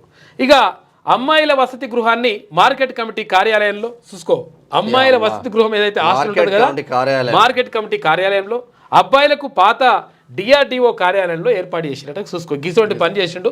నేను మెడికల్ కాలేజీలు పెట్టినా ఎవరు కేటీ రామారావు అంటాడు 32 మెడికల్ కాలేజీలు పెట్టినాం కానీ నేను 32 యూట్యూబ్ ఛానల్ పెడితే అయిపోతుండే అన్నాడు. కానీ మంచిర్యాల మెడికల్ కాలేజ్, ఇది మేడ్చల్ మల్కాజ్గిరి మెడికల్ కాలేజ్, ఇదేడున్నది చూడు లెక్క. ఇంజనీరింగ్ డాక్టర్ చదవాలంటే గతంలో చదవడం అంటే గతంలో గొప్పగా ఉండేది. ఇంజనీరింగ్ మెడిసిన్ చదువుతున్న విద్యార్థులు వారి తల్లిదండ్రులకు సమాజంలో గౌరవం ఉండేది. ఫలానా వాళ్ళ పిల్లలు ఇంజనీరింగ్ చదువుతున్నారు, మెడిసిన్ చదువుతున్నారు అంటూ గొప్పగా చెప్పుకునేవారు. ఇంజనీరింగ్ పూర్తి చేసిన తర్వాత మంచి కొలువులు దొరికేవి. అలాంటిది ఇంజనీరింగ్ విద్యలో క్రమంగా నాణ్యత తగ్గిపోయింది. ఫీజు రియంబర్స్మెంట్ కోసం ముబ్బడిగా ఇంజనీరింగ్ కాలేజీలు పెట్టడంతో సాంకేతిక విద్యలో నాణ్యత కురవడింది. బీటెక్ పూర్తి చేసిన విద్యార్థులు ప్రస్తుతం చిన్న ఉద్యోగాలు, చివరికి డెలివరీ బాయ్స్ గాను, క్యాబ్ డ్రైవర్లు గాను పనిచేస్తున్నారు. చాలా మందికి అలాంటి ఉపాధి కూడా దొరకడం లేదు. ఇప్పుడు వైద్య విద్య పరిస్థితి కూడా దాదాపు ఇలాగే తయారయ్యే పరిస్థితులు కనిపిస్తా ఉన్నాయి. ప్రజలు దేవుళ్ళుగా భావించే వైద్యులే ఇప్పుడు ఉన్న పరిస్థితి. ప్రభుత్వానికి ప్రైవేట్ మెడికల్ కాలేజీల పైన ఉన్న ప్రేమ ప్రభుత్వ మెడికల్ కాలేజీల పైన లేదు. ప్రభుత్వానికి ప్రైవేట్ యూనివర్సిటీల పైన ఉన్న ప్రేమ ప్రభుత్వ యూనివర్సిటీల పైన లేదు. అందు గురించి ఇట్లా తయారవుతున్నాయని చెప్పుకోవచ్చు. సర్కారీ స్టార్ హోటల్ అంట సుస్మరిగా, ఎందుకంటే ప్రైవేట్ సెంటర్ అంట. 582 కోట్ల రూపాయలతో 5 స్టార్ హోటల్ను నిర్మించనున్న రాష్ట్ర ప్రభుత్వం. అందులోనే ఏ గ్రేడ్ ట్రేడ్ సెంటర్ 3 ఎకరాల్లో 15 అంతస్తులుగా. అయితే రాయదుర్గంలోని ఐకియా పక్కన పలు దేశాల కంపెనీల వ్యాపార వాణిజ్య లావాదేవీలకు కేంద్రంగా. ఇక టైమ్ స్క్వేర్, టీ వర్క్స్ భవనాల్లో అండర్ గ్రౌండ్ అనుసంధానం చేస్తారట. ఇక టెండర్లు ఆహ్వానించిన టీజీఐఐసి ఫిబ్రవరి 13 వరకు బిడ్కు అవకాశం ఉందంట. ఒప్పందం తర్వాత 3 ఏళ్లలో పూర్తి చేయాలని చెప్పేసి భావిస్తా ఉన్నారు. 5 స్టార్ హోటల్ ప్రభుత్వం ఆధ్వర్యంలో 5 స్టార్ హోటల్ నిర్మిస్తున్నారట. కంప్లీట్ ఇది ఇట్లా ఉంటే హైదరాబాద్లోని సైబర్ టవర్స్ కు కూతవేటు దూరంలో సాఫ్ట్వేర్ కంపెనీలకు పెట్టని కోటగా ఉన్న హైటెక్ సిటీ గచ్చిబౌలి ప్రాంతాలకు సమీపంలో మరో అద్భుత కట్టడం రాబోతుంది. హైదరాబాద్ను ప్రపంచ నగరంగా మార్చడంతో పాటు పరిశ్రమలను తీసుకురావడం, అంతర్జాతీయ కంపెనీల పెట్టుబడులను ఆకర్షించే ప్రణాళికలో భాగంగా ప్రభుత్వం ఏ గ్రేడ్ వ్యాపార వాణిజ్య కేంద్రం మీన్స్ ట్రేడ్ సెంటర్తో కూడిన 5 స్టార్ హోటల్ను నిర్మించనున్నది. ఇప్పటికే టీ వాక్స్, టైమ్ స్క్వేర్ను నిర్మించి తలపెట్టిన ఈ కేవలం 3 ఏళ్లలో రాయదుర్గం తర్వాత తెల్లాపూర్ వీళ్ళందరూ అక్కడ సరి పోయిననుకో పోతే మన దేశం లెక్క కనిపించదు. అది మొత్తం ఫారెన్ కంట్రీ లాగా ఉంటుంది, అమెరికాలో ఉన్నట్టే ఉంటుంది. ఇక పాకిస్తాన్లో 33 టన్నుల బంగారం నిక్షేపణలు ఉన్నాయట. చూసుకోరిగా మొత్తం సంక్షోభం అంటున్నారు కదా, దొరికినాయట చూసుకో లెక్క. సింధు నది లోయలో గుర్తింపు విలువ 18,000 కోట్ల రూపాయలకు పైనే ఉంటుందంట. వెలికి తీసేందుకు కసరత్తు చేస్తున్నారు. తీవ్ర ఆర్థిక సమస్యతో సతమతమవుతున్న దాయాది దేశం పాకిస్తాన్లో బంగారం పంట పండింది. ఆ దేశంలోని పంజాబ్ ప్రావిన్స్ అటక్ జిల్లాలో విస్తరించి ఉన్న సింధు నది లోయలో భారీగా బంగారు నిల్వలు ఉన్నట్లు గుర్తించారు. సుమారు 32.6 మెట్రిక్ టన్నుల బంగారం నిక్షేపాలు ఉన్నట్లు జియోలాజికల్ సర్వే ఆఫ్ పాకిస్తాన్ వెల్లడించింది. వీటి విలువ 18,000 కోట్లకు పైనే ఉండే అవకాశం ఉందంట. 600 బిలియన్ పాకిస్తాన్ రూపాయలంట. మంచిగానే ఉంది కథ. ఇక విద్యార్థి రాజకీయాలు చారిత్రక అవసరం, సైద్ధాంతిక భావజాలం లేనందునే ఫిరాయింపులు. యూనివర్సిటీలకు పూర్వవైభవం తీసుకొస్తున్నాం, ఎవరు సలహాలు ఇచ్చినా స్వీకరించేందుకు సిద్ధం. విద్యాసాగర్ రావు సహకారం రాష్ట్రానికి అవసరం, కేంద్ర మంత్రులు సహకరించాలి అని చెప్పేసి సీఎం రేవంత్ రెడ్డి అంటుండు. హైడ్రా అభినందనీయం అని చెప్పేసి విద్యాసాగర్ రావు స్వీయ చరిత్ర ఉనికి ఆవిష్కరణ. ఇక భూభారతి భూములకే భరోసా అని చెప్పేసి తెలుగులో జీవో కూడా జారీ చేసిండ్రు. అట్లా ఉంటే కాలిఫోర్నియా కార్చిచ్చు హాలీవుడ్ ప్రముఖులపై ప్రజాగ్రహ జ్వాల. నీటి కొరత కారణంగా అదుపులోకి రాని మంటలు, ఇళ్లను కాపాడుకోవడానికి విచ్చలవిడిగా ఖర్చు చేస్తున్న హాలీవుడ్ ప్రముఖులు. ప్రైవేట్ ఫైర్ ఫైటర్లకు గంటకు $2,000 ఇస్తున్న వైనం నీటి కొరతకు సెలబ్రిటీలే కారణమంటూ ప్రజల ఆగ్రహం. గతంలో నిబంధనలు ఉల్లంఘించి తోటలకు నీటిని అడ్డగోలుగా వాడారని ఆరోపణల 12,000కు పైగా నిర్మాణాలు దగ్ధం, మరో 57,000కు ఇళ్లకు ముప్పు ఉందంట. కాలిఫోర్నియా నీళ్లు మొత్తం నీళ్ళే వాడుతున్నారంట. ప్రజలకు నీళ్ళ ఇబ్బందులు వస్తుంది. వీళ్ళపైన అమెరికా ప్రజలు కార్చిచ్చు అయితే విషయం ఏంటంటే బాగా అత్యంత సంపన్నులు ఉన్నటువంటి ఈ ప్రాంతం మొత్తం సర్వనాశనం అయిపోయింది. తర్వాత అత్యంత సంపన్నులు ఉంటారు. తర్వాత హాలీవుడ్కి సంబంధించినటువంటి ఇప్పుడు ఇవి ఉంటాయి కదా, ఏమంటారు అవార్డ్స్, ఆస్కార్ అవార్డ్స్ ఫంక్షన్స్ కూడా అక్కడనే జరుగుతాయి. అవన్నీ కూడా పాపం చూడాలిగా. కొంచెం తిని పెంచమ్మా, అన్నీ కొంచెం ఎక్కువ సైజులో ఉండాలి. నటి అంశుని ఉద్దేశించి దర్శకుడు త్రినాథరావు వివాదాస్పద వ్యాఖ్యలు సోషల్ మీడియాలో వైరల్, నెటిజన్ల ఫైర్.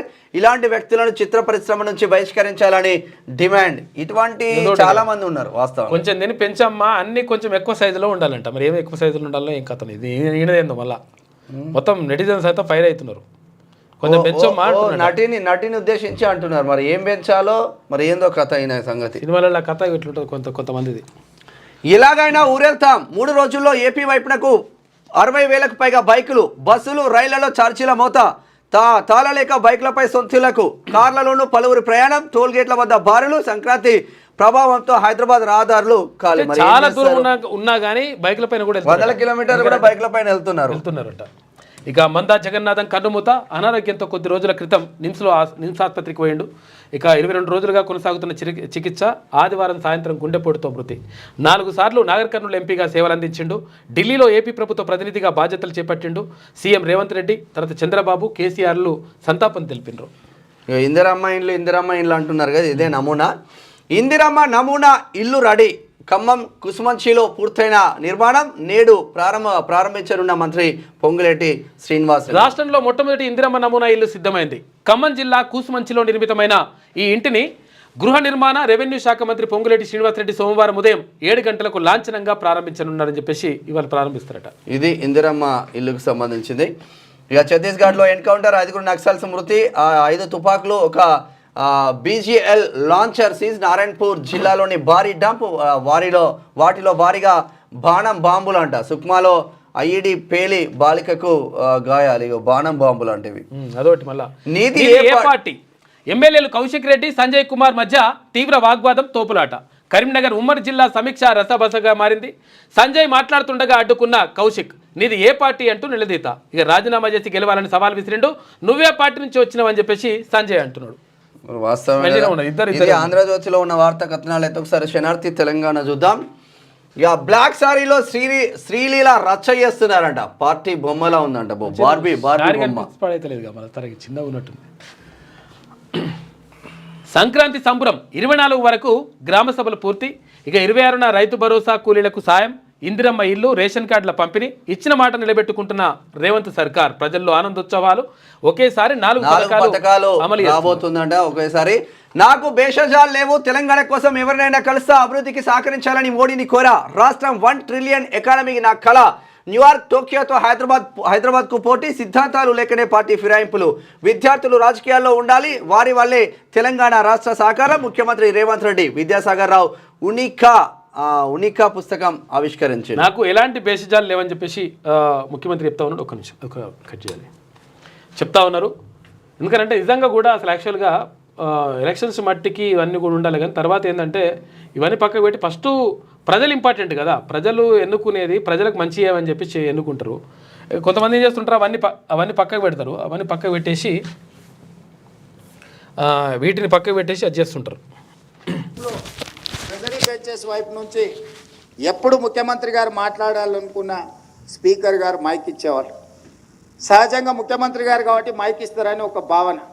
కానీ ప్రధాన ప్రతిపక్ష నాయకుడు కూడా ఎప్పుడు ఏలు చూపించిన స్పీకర్లు ప్రధాన ప్రతిపక్ష నాయకుడికి మైక్ ఇచ్చి సభానాయకుడికి ఎంత అవకాశము, సభానాయకుడు విషయాలను చెప్పడానికి ఎంత అవకాశం ఇచ్చేదో ప్రధాన ప్రతిపక్ష నాయకుడు కూడా అంతే అవకాశం ఇచ్చి ప్రభుత్వం తీసుకుంటున్న విధానపరమైన నిర్ణయాలను, పరిపాలనపరమైన అనుమతులను ప్రతిపక్షాలు సలహాలు సూచనలు ఇవ్వడానికి, విమర్శించడానికి, అవసరమైతే నిరసన తెలపడానికి, రాస్తా రోకోలు చేయడానికి నిర్ణయించిందే శాసనసభ.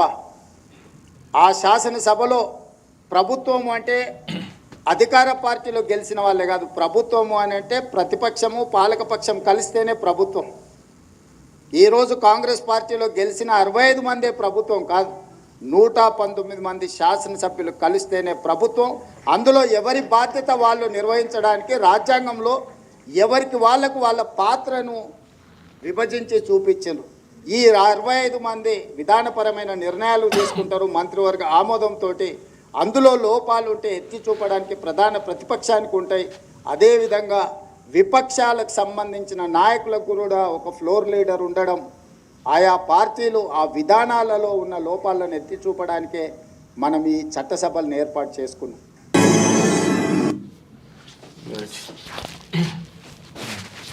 ఇది ముఖ్యమంత్రి చెప్తున్నటువంటి మాట. నాకు బేస్జాలు లేవు, అందరితో కలిసి పనిచేస్తా అని చెప్తున్నాడు అభివృద్ధి కోసం. ఇక ఇది ఇట్లా ఉంటే రికార్డ్ బ్రేక్. బయలుదేరిన భాగ్యనగరం సంక్రాంతి పండుగ కోసం ఊర్ల బాట. ఆదివారం ఒక్కరోజు 83,000కు పైగా వాహనాలు ప్రయాణం. గత Sankranti record break. Panthangi toll plaza వద్ద బారులు తీరిన వాహనాలు. 12 కౌంటర్ల ద్వారా వాహనాలు తరలింపు. రైళ్లలో కిక్కిరిసిన జనాన్ని చూసినాం. ఇక కేటీఆర్కు క్లీన్ చిట్ ఇయ్యలే.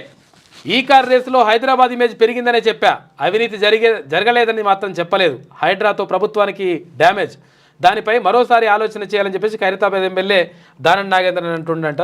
దానం నాగేంద్ర కూడా టీఆర్ఎస్ లో గెలిచి కాంగ్రెస్ లోకి వచ్చిండు. కాంగ్రెస్ లోకి వచ్చిన కాంగ్రెస్ లో ఎంపీగా పోటీ చేసిండు. ఎమ్మెల్యే ఉన్న తర్వాత ఇక కాంగ్రెస్ లో అభ్యర్థులే దొరకనట్టు మరి కావాలని ఎంపీగా పోటీ చేసింది. కాంగ్రెస్ లో అభ్యర్థులు కరువైపోయినా నీకు సికింద్రాబాద్ కు అట్లా అయిందన్నట్టు లెక్క.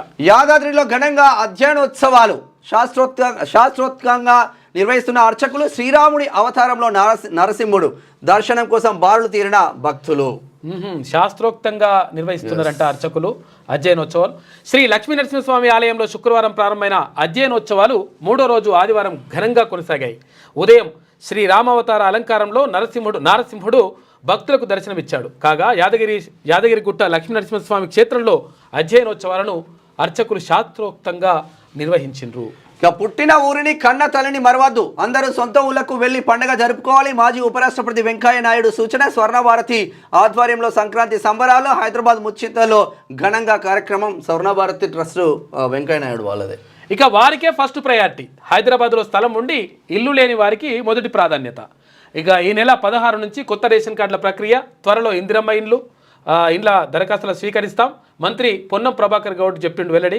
జిహెచ్ఎంసీ అధికారులు ప్రజాప్రతినిధులతోటి సమీక్ష నిర్వహించిండు. అయితే వాటికే ఫస్ట్ ప్రయారిటీ అంటున్నారు. హైదరాబాద్లో స్థలం ఉండి అసలు స్థలం లేనోడికి ఫస్ట్ ప్రయారిటీ అండి. అయితే ఎట్లుంటుంది అంటే అసలు యాక్చువల్ కథ ఒక రాజు ఉంటాడు అనమాట.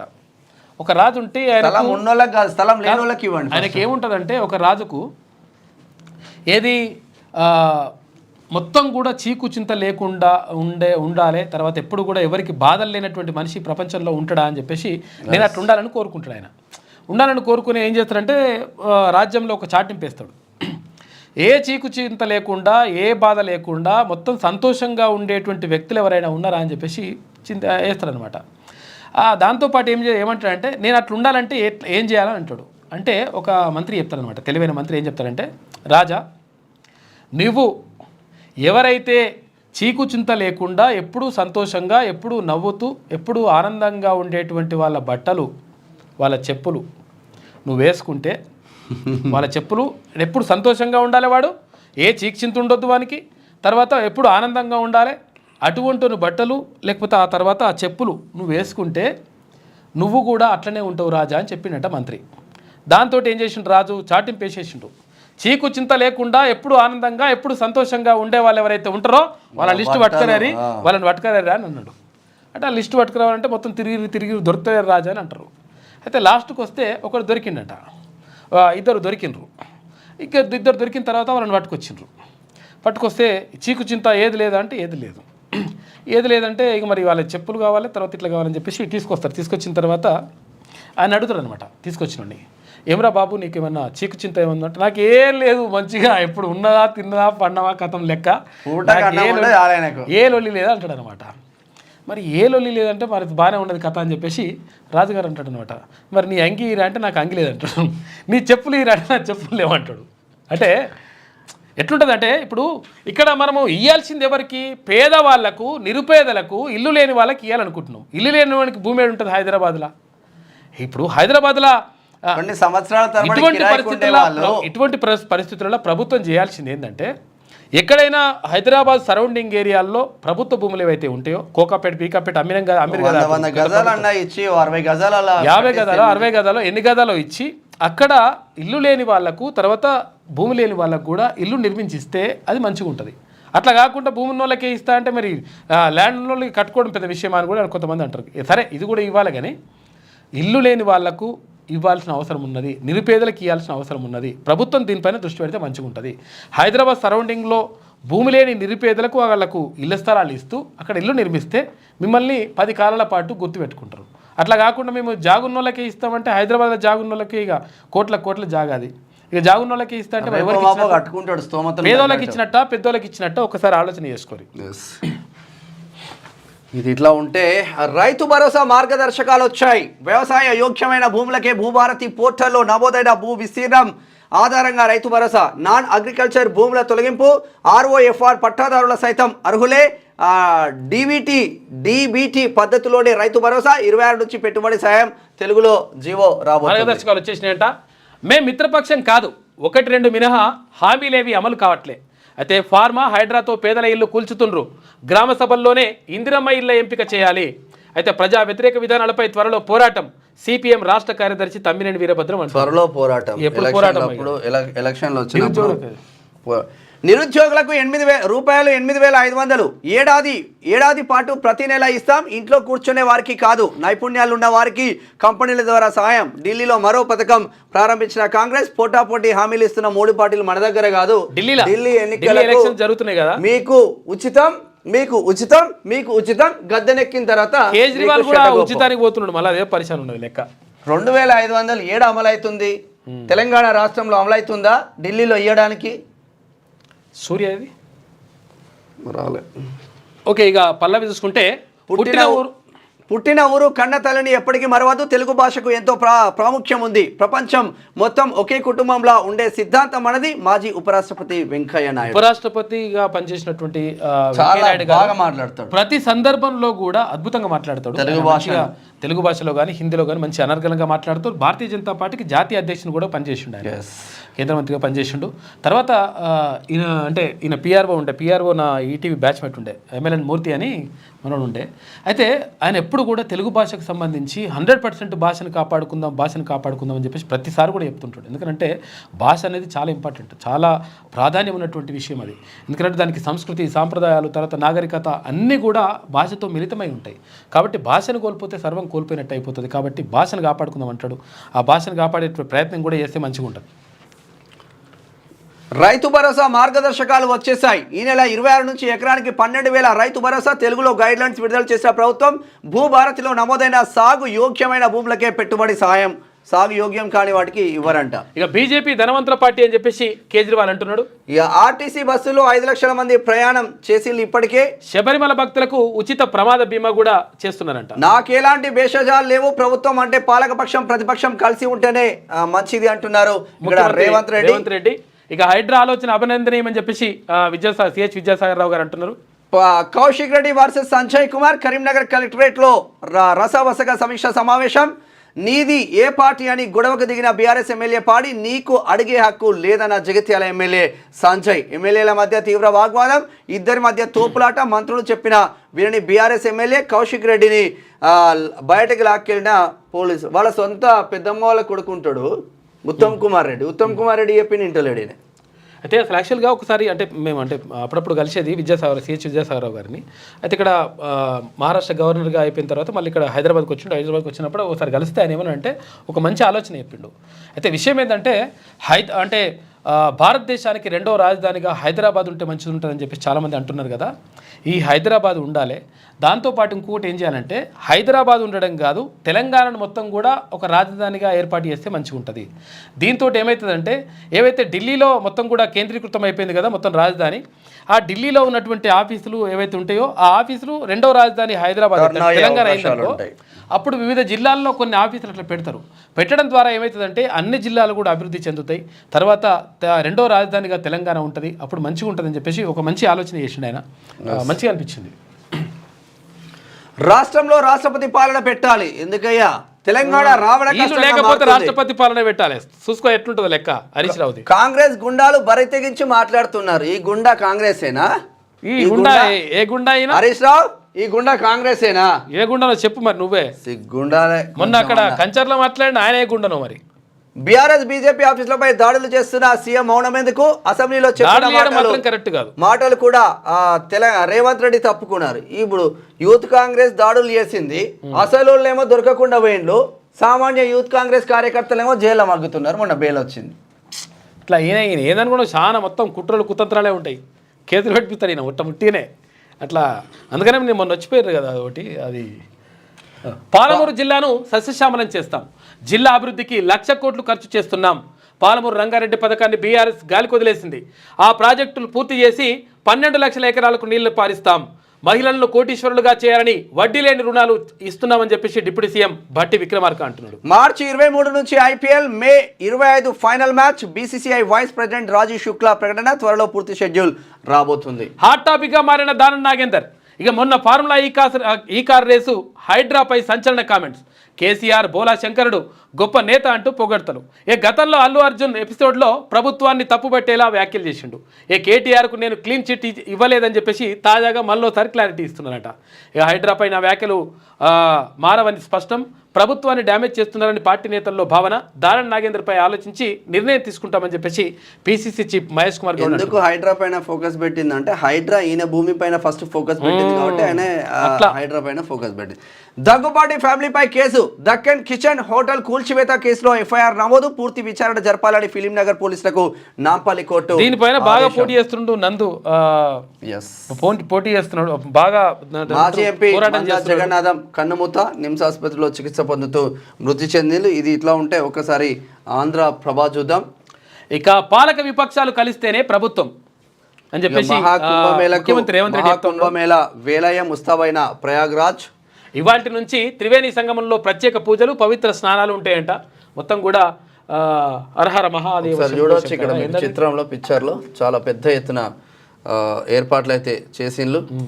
ఇక మకర జ్యోతికి పొట్టెత్తిన భక్తులు. పంబా వరకు క్యూ లైన్లు. దర్శనానికి 12 గంటలు. భక్తులకు 5 లక్షల ఉచిత ప్రమాద బీమా. పథకానికి ట్రావెన్కోడ్ దేవస్థానం బోర్డు శ్రీకారం. శబరిమల కార్మికులకు 10 లక్షలకు మరో బీమా పథకం. పాక్షిక అంగవైకల్యానికి మంచి నిర్ణయం తీసుకున్నారు. భక్తులకు 5 లక్షల రూపాయల ఉచిత ప్రమాద. చాలా మంది చనిపోతూ ఉంటారు. ఎందుకంటే యాక్చువల్ గా మకర జ్యోతిని చూడడానికి అయ్యప్ప భక్తులు పరమ పవిత్రంగా భావిస్తారు.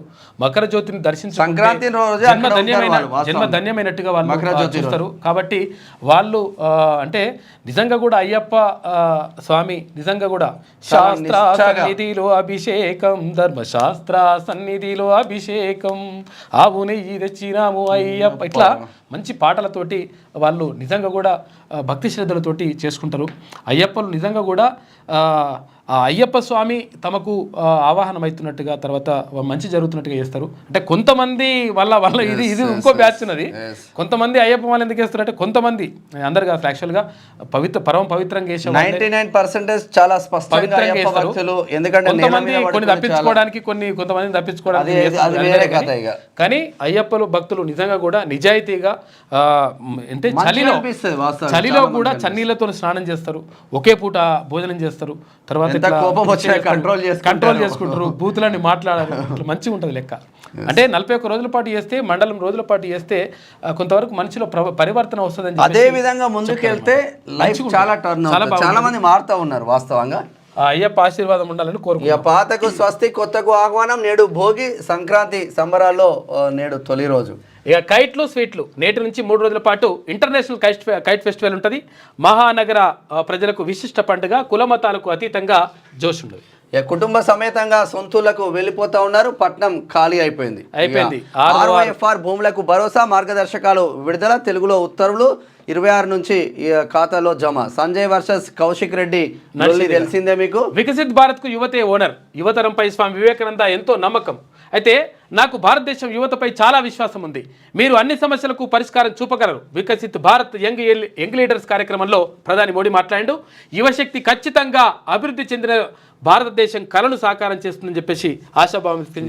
జగన్నాథం ఇక లేరు. అనారోగ్యంతో చల్లారని అగ్నికీలలు. లాస్ ఏంజల్స్ లో ఆరని అగ్ని అని చెప్పేసి ఒక వార్త. 16 మంది చనిపోయారు ఇప్పటికే. శబాష్ ఐరా 157 బంతుల్లో 42 4లు, 16 6లతో 346 కొట్టింది. పొట్టు కొట్టి పడేసి. భాజపా వన్నీ జిమ్మిక్కులే అని చెప్పేసి అందరికీ ఇల్లు నిర్మిస్తే ఎన్నికల్లో పోటీ చేయను. హోంమంత్రి అమిత్ షాను కేజ్రీవాల్ సవాల్ విసిరిందంట. ఈ మేరకు కోర్టులో అఫిడవిట్ ఇవ్వాలని విజ్ఞప్తి. మురికివాడల వాసులకు రక్షణ కవచంలా ఉంటానని కేజ్రీవాల్ అన్నారు. ఈ ముచ్చట చూడండి, కాంగ్రెస్ వాళ్ళు ఇచ్చిన ముచ్చట.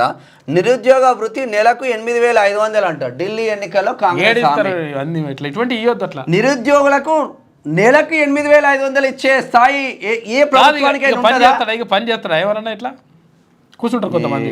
ఏం హామీలు ఇస్తున్నారు దిక్కుమాల హామీలు. స్పెడెక్స్ డాకింగ్ ట్రయల్ సక్సెస్ అయిపోయింది. ఉపగ్రహాలను 3 మీటర్ల దగ్గరకు చేర్చిన ఇస్రో. ఆ రెండు ఇట్లా కలపాలనుకుంటారు కదా. వన్డేలో స్మృతి సేన రికార్డ్ స్కోరు 5 వికెట్ల నష్టానికి 370 పరుగులు, 116 పరుగులతో ఐర్లాండ్ చిత్తైపోయింది. దక్కన్ హోటల్ కూల్చివేత ఘటనలో హీరో వెంకటేష్ కుటుంబ సభ్యులపై కేసు నమోదైంది. నాంపల్లి కోర్టు ఆదేశాలతో పోలీసులు కోరే నందు ఉంటాడు అక్కడ. ఏది ఆ 4 కేసులు అందులో కూడా ఉండే అయిపోయిందా? టైం ఉంటే ఫోన్ కూడా తీసుకుంటే 9 అయిపోయింది ఆల్రెడీ. ఇక ఈనాడు చూసుకుంటే ఏది ఇన్ని పేజీల కింద ఉన్నట్టుంది ఈమె. మహా సంరంభం ప్రయాగ్రాజ్లో నేటి నుంచి 45 రోజుల పాటు భక్తజన కోలాహలం అని చెప్పేసి ఇక్కడ కుంభమేళకు సంబంధించి ఒక వార్త కనిపిస్తా ఉంది. చాలా పెద్ద ఎత్తున టెంట్లు. అందరూ సహకరించండి, ప్రపంచంతో పోటీ పడతాం. కేంద్ర మంత్రులు, భాజపా నేతలు తోడ్పడాలి. యూనివర్సిటీలకు పూర్వ వైభవం. 2028 ఒలింపిక్స్లో తెలంగాణకు పథకమే లక్ష్యం. ముఖ్యమంత్రి రేవంత్ రెడ్డి. సిహెచ్ విద్యాసాగర్ రావు రచించిన ఉండికా పుస్తక ఆవిష్కరణ చేసింది నిన్న. పోడు పట్టాలకు రైతు భరోసా మార్గదర్శకాలు విడుదల చేసిండ్రు. 26 నుంచి పథకం అమల్లో ఉంటుంది. డ్రైవింగ్ లో ఉంటే ఫోన్ చేయొద్దు ప్లీజ్. 10 నెలల్లో 1.56 లక్షల సెల్ ఫోన్ డ్రైవింగ్ కేసుల నమోదు. నిబంధనలు పాటించకపోవడం, అతివేగంతో రక్తసిక్తమవుతున్న రహదారులు. సగటున రోజుకి 21 మంది. మన కాన్సన్ట్రేషన్, మన మైండ్ మొత్తం ఫోన్ మీద ఉంటది. డ్రైవింగ్ వేరే కడిగి పోతుంది. నీది ఏ పార్టీ, నీకేం సంబంధం? ఎమ్మెల్యేలు కౌశిక్ రెడ్డి, డాక్టర్ సంజయ్ మాటల యుద్ధం అంట. కరీంనగర్ కలెక్టరేట్ సమావేశంలో రసాబస, మంత్రుల సమక్షంలో వాగ్వాదాలు. మాజీ ఎంపీ మందా జగన్నాథం కన్నుమూత. ఊరెళ్ళిపోయారు మామా,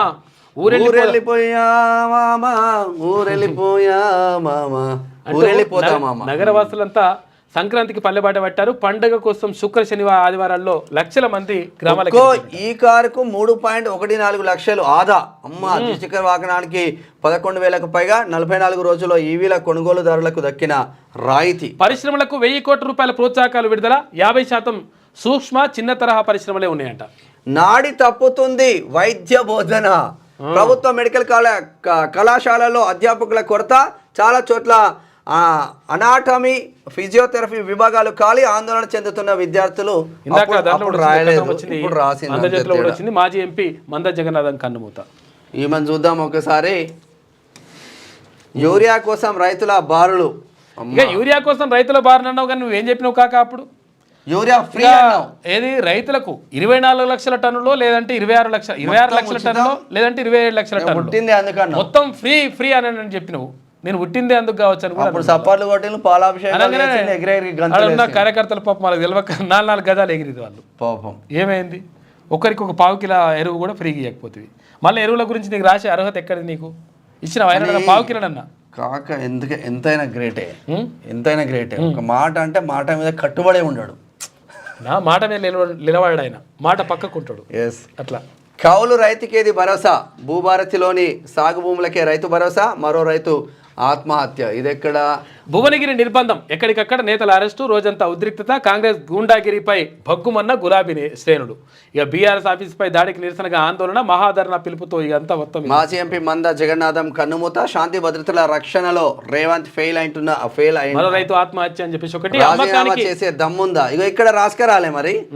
కౌశిక్ రెడ్డి సవాల్ అంటే కౌశిక్ రెడ్డి డాక్టర్ సంజయ్ కుమార్ కొట్టడానికి పోయింది కదా. కాదు, ఎందుకు రాసుకరాలేదు? గతంలో కూడా 34 మంది ఎమ్మెల్యేలని మొత్తం కూడా పార్టీలు అన్ని కథం చేసేసి మిమ్మల్ని కలుపుకున్నారు కదా. అప్పుడు కూడా మరి రాజీనామా చేసి దమ్ముందా అని అడగపోతుంది. అన్ని ఏమైనా కానీ ఇట్లా బాల్ కొడితే మళ్ళీ వచ్చి వెనుకకు దాక్కుతుంది కథ. అమ్మకానికి మదర్ డైరీ. ఉమ్మడి నల్గొండ జిల్లాలో 30.5 ఎకరాల విక్రయానికి ప్లాన్. ప్రత్యేక సర్వసభ్య సమావేశంలో భూముల విక్రయమే ఎజెండా. ఇంతకు ముందు ఒత్తిడి వచ్చినా ఒప్పుకొని బీఆర్ఎస్ అంటుంది. అట్లా మద్యం ధరల పెంపుతో ఎమ్మెల్యే హస్తం చక్రం తిప్పుతున్న ఉత్తర తెలంగాణ సీనియర్ కాంగ్రెస్ నేత. మద్యం వ్యాపారిగా సీఎం సమీక్షా సమావేశానికి హాజరట. డిస్టిలరీలు, బ్రూవరీలు ప్రక్షాళన ధరల పెంపునకు డిమాండ్ చేస్తుందని చెప్పేసి. పదవుల కోసమే పార్టీలు మారుతున్నారు. మరి తలసాని సీనన్న ఏ పార్టీ మారిండు? పదవుల కోసం మారిండా? కేసీఆర్ అభిమానం మీద మారిండా? ఇక్కడ మహేశ్వరంలో గెలిచిన ఎమ్మెల్యే సబితా ఇంద్రారెడ్డి పదవుల కోసం మారిందా? దేనికోసం మారింది? ఎర్రబెల్లి దేనికోసం మారిండు? ఎర్రబెల్లి దయాకర్ రావు నేను ఉంటే ఒకే పార్టీలో ఉంటా, నాకు ఒకటే అయ్యా అన్నాడు. అప్పుడు ఇక సిగ్గుపోతుంది మాట్లాడితే. ఛత్తీస్గఢ్లో ఎదురుకాల్పులు, 5 నక్సల్స్ మృతి చెందిరు. హైడ్రాకు సుమోటో కేసులు పెట్టే అధికారం. సంక్రాంతి తర్వాత ప్రత్యేక పోలీస్ స్టేషన్ కార్యకలాపాలు ఉంటాయండి. బ్రాహ్మణ పరిషత్కు మొండి చేయి, బడ్జెట్లో కేటాయింపులు, విడుదల కాని నిధులు. ఇక నమస్తే తెలంగాణ ఎఫెక్ట్ అంట. రిటైర్డ్ ఎస్ఐకి 52 లక్షలు, 8 నెలల ఎదురుచూపులకు ఫలితం వచ్చిందని చెప్పేసి అంటున్నారు. ఇదంతా ఫలితం ఇదంతా రాకపోవడానికి కూడా కేసీఆర్ కారణం ఏంటంటే ఈ 3 ఏళ్ళు పెంచాడు కదా. ఈ 3 ఏళ్ళు పెంచినట్టు మళ్ళీ ఇంకేందో అంటున్నట్టు. అవును, కానీ ఆ విషయం ఏంటంటే క్లోజ్ చేసి అయితే ఇంకోటి ఏమంటున్నట్టు అంటే ఇప్పుడు 61 ఏళ్ళు ఉంది కదా, దాన్ని 65 ఏళ్ళు ఒక్కసారి మాత్రం 65 ఏళ్ళు చేద్దాం. ఏది పదవి విరమణ వయసు అంటున్నట్ట. అటువంటి బంద్ చేయరు. అటువంటి ఏమైనా ఆలోచనలు ఉంటాయి. ఒక లైక్ షేర్ అయితే చేయండి. ఇప్పటికే నిరుద్యోగులు మొత్తం కూడా బాధపడతా ఉన్నారు. నిరుద్యోగులు ఆందోళన చెందుతున్నారు. కాబట్టి అవన్నీ బంద్ చేయరు. కాబట్టి అవన్నీ కూడా బంద్ చేసి ఈ 65 ఏళ్ళు 25 ఏళ్ళ ఆలోచన అయితే పెట్టుకోకండి. ఎందుకంటే అది కరెక్ట్ కాదు. ఇప్పటికే నిరుద్యోగులు ఉద్యోగాలు రాక మొత్తం రిటైర్డ్ అయిన వాళ్ళని ఎక్స్టెండ్ అయితే చేయకండి. ఆ కేసీఆర్ అదే చేసి 58 ఉంటే 61 చేసిండు. ఎక్స్టెండ్ ఈ 61 ఎక్కువ అని చెప్పేసి వాళ్ళు ఉద్యోగులే అనుకుంటున్నారు. కాబట్టి 65 చేస్తారు, ఇట్లా చేస్తా అని చెప్పేసి అనుకుంటే మాత్రం ఎట్టి పరిస్థితుల్లో కరెక్ట్ కాదు. దాన్ని ఒకవేళ అటువంటి ఆలోచన ఉంటే 100% దాన్ని విరమించుకోండి.